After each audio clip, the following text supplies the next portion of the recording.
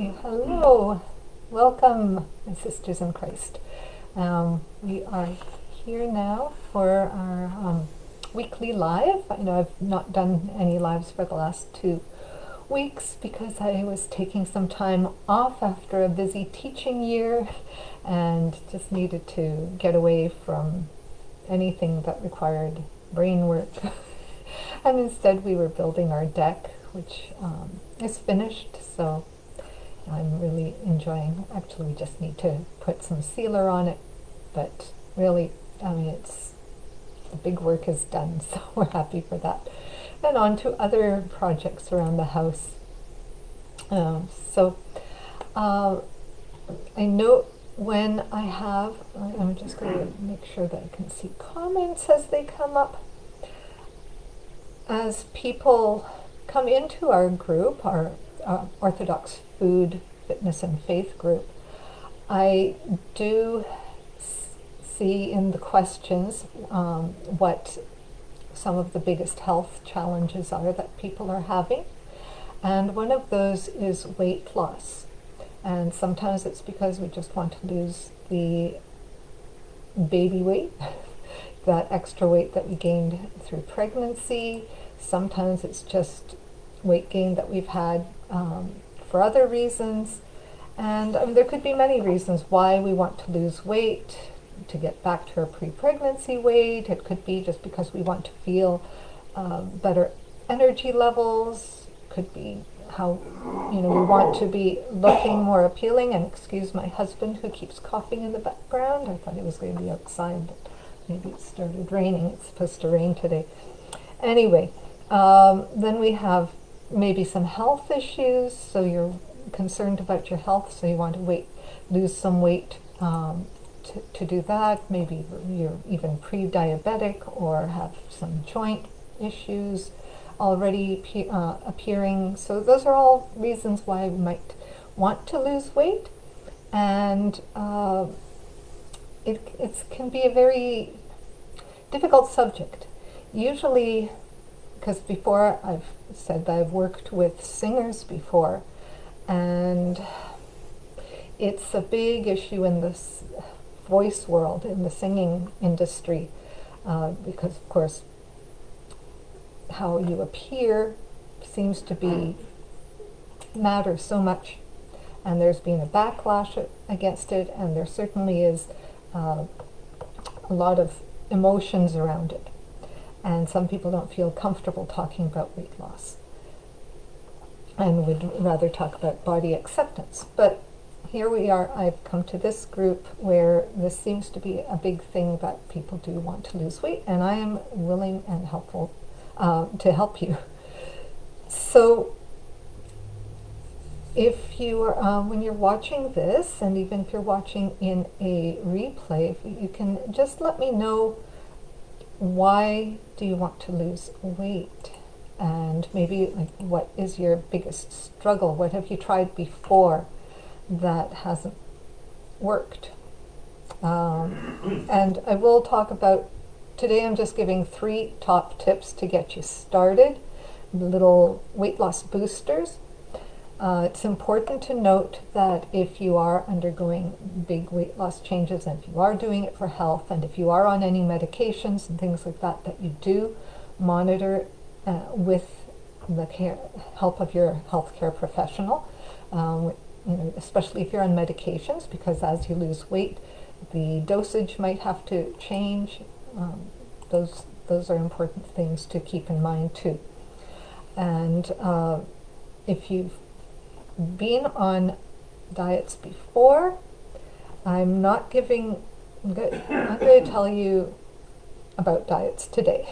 I might touch a little bit on some, but my view is that we do not want to go for big weight loss right away. And we want to make sustainable changes, healthy changes for life, and that will work within our Orthodox world, so that we do have our fasting periods, something that is sustainable that you can do whether you're fasting or not fasting. So that is a really important aspect too, because we are And then I see so many people who are doing paleo or keto, and then they are just up against a brick wall when they come to fasting periods, don't know what to do, or especially other things happening. So I'm not going to talk about that today. I just want to give you your three top things that can help you boost your weight loss right now. And even just doing these three, you may start to notice some difference in your weight. So the first one is eat more fiber.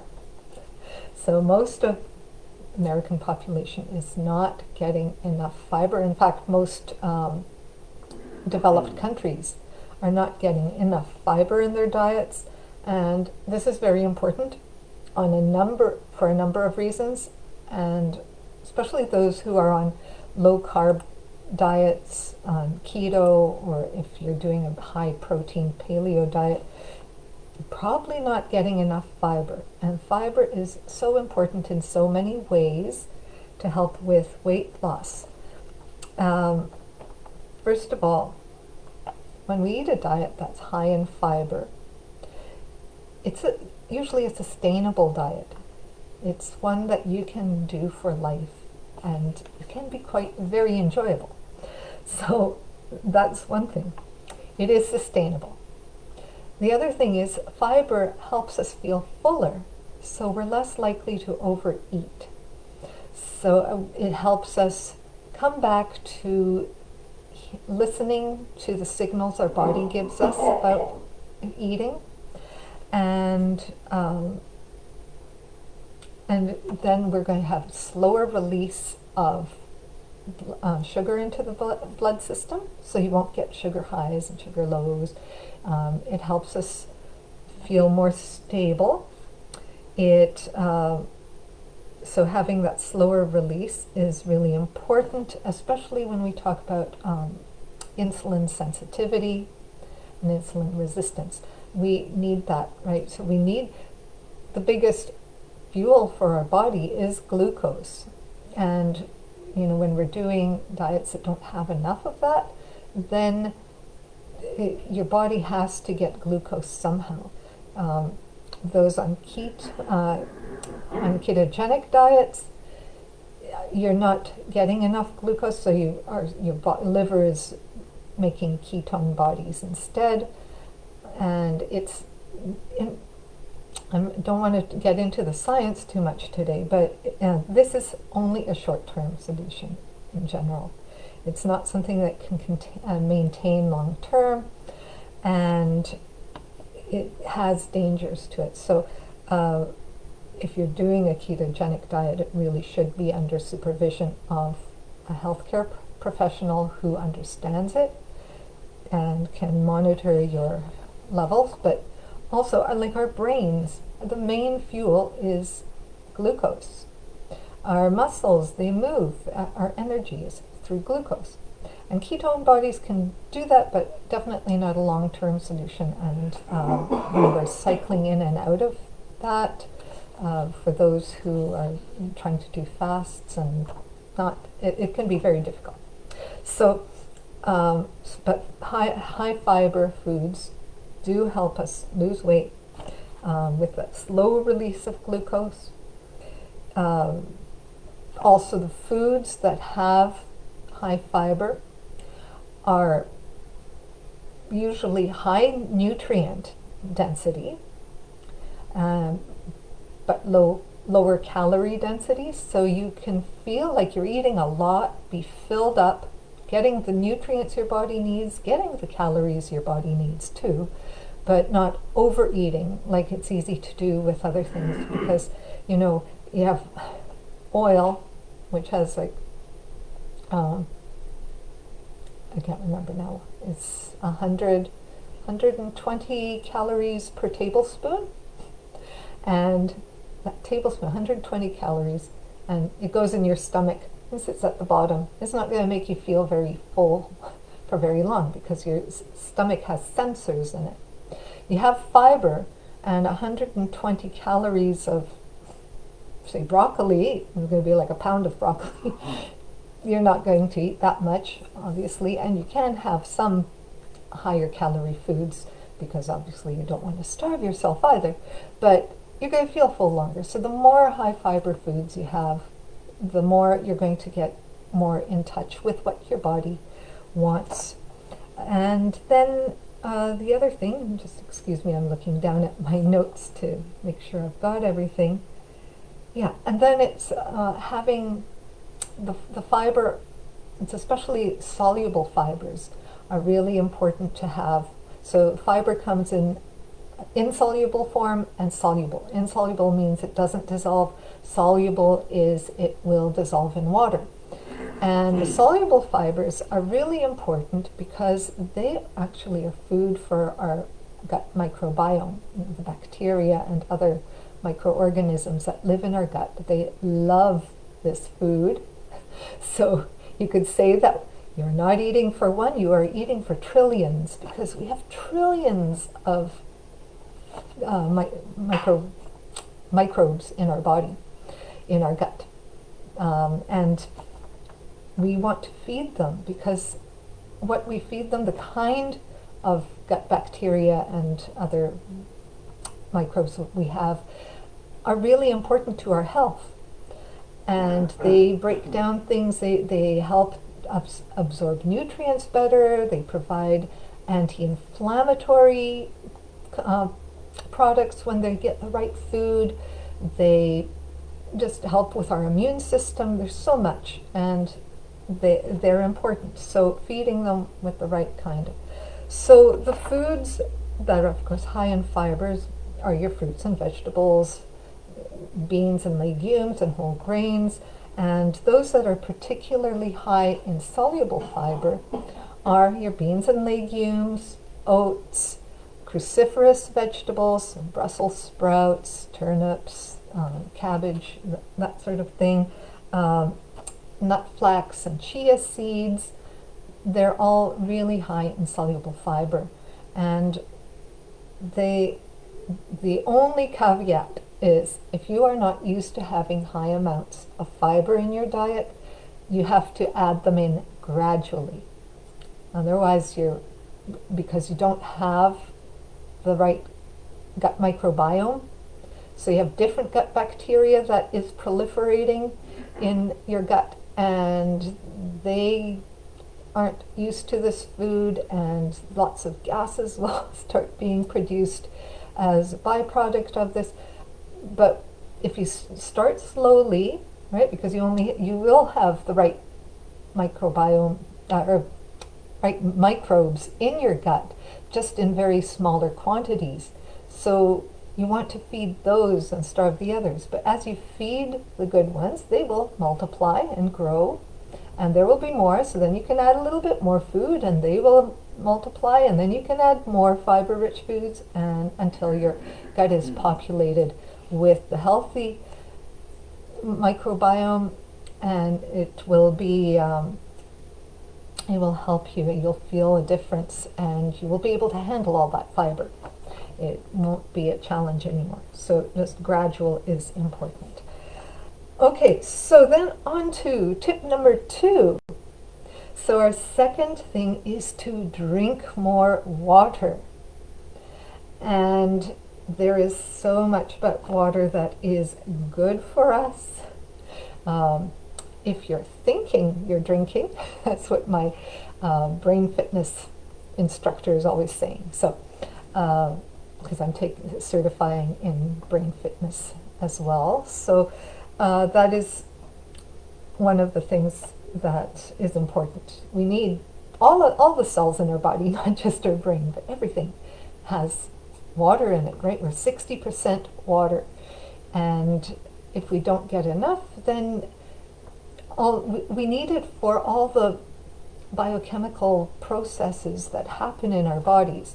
And I may not have told you this, but I know that most of you probably already know that I am a personal trainer and nutrition coach. But I also have a degree in organic and biochemistry, so I love all the sciencey stuff about how everything works. And maybe someday I'll do a little pathway of stuff for you so that you understand how some of these things work. But right now, all you need to know is, everything needs to move through your body. Even in your cells, mitochondria, they can flush out toxins better if we have sufficient water in our system. Now, of course, there can be too much. So how do we figure out what is the right thing? And now we've heard that 8 to 12 glasses of water is how much we should be having. And there's a little bit of faulty kind of reasoning there. It depends on many things. And sorry, I keep getting these little pop-ups on my screen. So we want to make sure we're having enough, which most people are not having enough water. And going by our thirst cues already means that we are feeling some sense of dehydration. It's different if you're doing a lot of speaking, or you might feel dry just because you're breathing in and out and drying out just your mouth, or sometimes if you're a mouth breather, you might feel it because so that's sometimes deceptive. But usually you want to have up to 130 pounds, about there. You could be having 8 glasses a day of water, I think is that, or 64 ounces. 64 ounces. Yeah, that's 8-ounce cups of water. Okay, so beyond that, you want to be having, if you take your weight in pounds and divide it by half, that is how many ounces of water you should be drinking every day. Because someone who's 120 pounds versus someone who is 180 pounds, that's a big difference. And remember, if you're overweight and you're wanting to lose weight, you have all those fat cells. You have a lot more blood vessels going to all that. Your body creates more blood vessels to accommodate all that excess fat. So you need to be hydrating all that. And as you start to lose weight, one thing that happens is some of the fat cells store a lot of fat-soluble toxins and vitamins too. Sometimes they store good vitamins, but if they come out into your blood system too fast and they don't have fat to be stored in, it can cause problems of toxicity unless you have sufficient water to flush it out. So that's one reason. And so we need to accommodate that. So that's why we want to have more water as we get more heavier. And then, as you're losing weight, you'll adjust accordingly. So your body weight in pounds divided by 2 is how many ounces of water you should be drinking per day. So who makes it to that required amount? You might even, if you are unwell, you might even want to add an extra cup of water to that, because it'll help speed up any healing your body needs to do. Another thing is, if you feel that if you're bloated, if you are bloated often, quite often that is your body trying to hold on to water in an unhealthy way. I mean, there are a lot of medical conditions that cause bloating. So obviously, if you find that you're all of a sudden feeling bloated in your ankles, your joints, your like your fingers start bloating, and you're doing some unnatural bloating, you do want to go see your healthcare practitioner for that. But water will not hurt. It will probably help. So make sure you are drinking enough water, and you may need to adjust for your environment and your activity level. So if you are very active and living in a hot climate, you probably need to add more water. And if you're in a high altitude, you probably need more water. There's lots of so having your body weight divided by 2 is the baseline, and from there you can adjust to more if you need it. And you'll feel the difference. Having too much, of course, is not good either. So be careful. When you're doing this, it's meant to be gradually through the whole day, drinking water gradually through the whole day. Because if you're drinking like a gallon all at once, you're going to be diluting your blood. You're going to, it's just too much for your system. You're going to put your electrolytes out of balance. You can get really sick from it. And actually people have died from drinking too much water too fast. So when you have this, and you're not going to get hydrated if you're drinking too much too fast. And speaking of it, I have to have a drink of my water.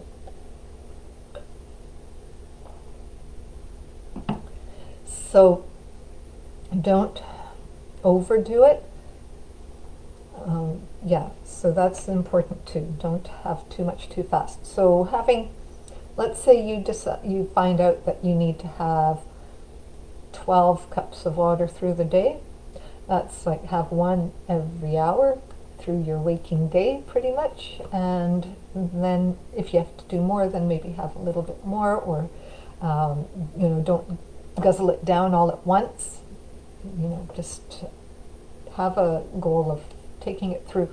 Also, by having water constantly going through your stomach, it keeps you feeling less hungry, so you're not going to be so craving of food. So that's another reason to have more water. And okay, and then that brings us to tip number 3, and that is make sure you're exercising. And it's doing the right kind of exercise. So exercise is so important in so many ways for weight loss.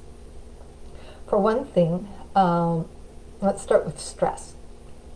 This could have been one of the things that I said. It was one thing, keep your stress levels down. But stress happens in life, and we can't avoid it, but we can regulate it better. It's our response to stress. And before, you've probably heard stress referred to as fight or flight instinct. And before, we would either have to run somewhere or we would fight it out, and we would be burning calories that happen. So sometimes you'll hear like cortisol causes you to gain weight, and it's not 100% true. It does, it's usually more likely that we've had this stressful situation and then we sit and stew in our stress. We don't do anything to relieve it and to get rid of that chemical cocktail in our bodies. But exercise is what our body wants, our movement and getting it out. So burning those calories some way. So exercise is a great way to do that. You can go for a walk, just shake yourself, have a little, put on some music and dance or something for about 5-10 minutes when you feel overly stressed is a good way. And then we want to also make sure we're doing the right kind of exercise if we are going to be exercising. If you've gone and just done tons of cardio, running or elliptical or whatever you're doing, and you find that you aren't able to lose the weight, it's because cardio isn't the most efficient way to lose weight. Strength training is more important. So also doing high-level cardio is sometimes harder if you're overweight and harder on your joints. So we want to build stronger muscle, more lean muscle mass. which means that you're building more healthy mitochondria, which requires more energy, and so you'll have that, be able to burn more efficiently. The best form of exercise, if you can do it, is high intensity interval training, HIIT workouts, right? But not everyone can be up to that all-out level of intervals, right? Because it means you have to work out at a pretty high level. So before that, if you're not ready for HIIT workouts, then strength training is the way to do it. But HIIT workouts have been proven to keep burning calories for up to 48 hours after, like at a higher level than just your base metabolic rate. So that's one thing that you can do. Yeah, and it's a great stress buster. Okay, I think that's it for exercise, and of course, yeah, expending the calories, but especially if you're feeling stressed, instead of going to eat something because we're feeling stressed, which is a learned behavior, by the way. Stress eating is not necessarily natural. Instead of going to the fridge, go out the door and take a walk.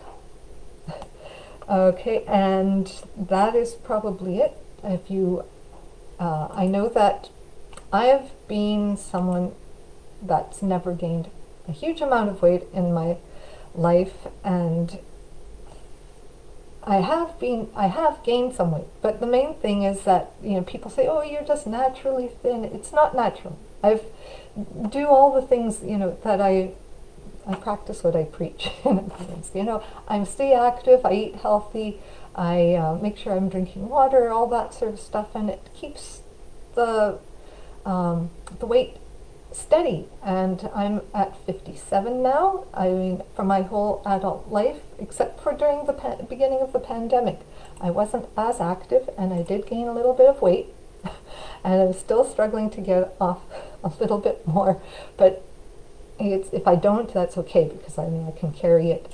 I'm tall as well, which helps, and it can be done. It's not necessarily a genetic thing. It's not. There's so many things that we say that, oh well, you know, I just can't. It's just not. It's habits. It really all comes down to habits, and though I say I'm not perfect, but you know, as we are working our way to theosis in the church, we're always trying to get better and walk the narrow path, you know, and we don't want to miss the mark, right? No, sin is missing the mark, and so sometimes with our diets we miss the mark too. And so it is habits. But the important thing to remember is that we don't want to make huge changes, because that's not sustainable. It's making the little changes over time that are going to get you the results you want. If you are looking for those, you know, last 10 pounds to get into a wedding dress, sure, you can do that, but remember that if you go back to your old habits of eating, and you might be able to lose those 10 pounds in 2 months or 3 months, but you might even be able to lose it in 6 weeks. But a lot of these fast, like the ketogenic diet, what you're losing is not fat. You're losing a lot of water weight, and you're actually losing some of your muscle mass, because you're, especially in the short term, that's what your body will want to do, and so we don't want to, you know, if you, as I say, if you want to get into that dress in 2 months, you can do that, but just know that once you go back to your old habits, you're going to gain the weight back. And also, drastic weight loss affects your metabolism, and it can mess up things so that how many calories you're able to eat or not eat, it's going to be affected So we don't want to be severely calorie restricted and doing portion controls and that sort of thing. We want to eat the right kind of foods is more what we want to do. And if you're eating more of the fiber, as I said, but I'm not, as I say, I'm not going to go too much into all the different diet things that we can do. Just remember, slow and steady, and these 3 tips: eat more fiber, drink more water, and get the right kind of exercise in. Those will help you get started. And if you do need more help along that path, you can reach out to me, because if you are in it for the long haul and want to change habits and do exercises. So this is also the thing with exercise, is sometimes when we gain too much extra weight, it affects our mobility, and sometimes we have to relearn our mobility patterns so that we can do strength training safely. It's not just like go and do these exercises and do whatever you feel like. If you're doing them wrong, you're going to set yourself for more injury and joint pains and things like that, and then you're going to be sidelined and not be able to do the exercise. So it goes down that rabbit hole, that descending spiral. So we want to make sure you're doing the right exercise and that it's customized to you and your needs. So that's why you would see someone like me. And for other nutritional counseling along the way as well. So, but whatever you decide to do, remember, eat more fiber, because that's going to start making you feel fuller and send the right signals and feed your gut microbiome the food that it wants so that you can start losing some weight. Drink more water, because it helps keep you full and it helps your body flush out toxins and prevent bloating that may look like extra weight. So you might find that you lose some inches.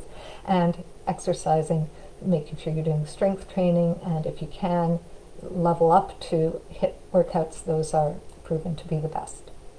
So if you have any questions along the way, I didn't see anyone here with me today, but oh, there's Julie. Sorry, I missed you. I'm looking for more energy and less inflammation. I also do not want my body weight to be a stumbling block to myself or others. I am in the menopausal phase now, so I feel like I'm learning to take care of a whole new body. Okay, and that's a great point, Julie, that we sometimes think that being perimenopausal, menopausal, postmenopausal, that this is natural, and actually, and especially the weight gain during this period, that it's natural. It's normative, it's not natural. So again, learning to, you feel like you need to take care of a whole new body. It feels that way. But if we learn to give your body what it needs and listen to the signals, then it'll be so much easier. I mean, I've been postmenopausal for years now, and I tell you that through my lifestyle, I attribute my lifestyle to not having any menopausal symptoms. Okay, I had hot flashes maybe like 5 times. I could count on one hand anyway.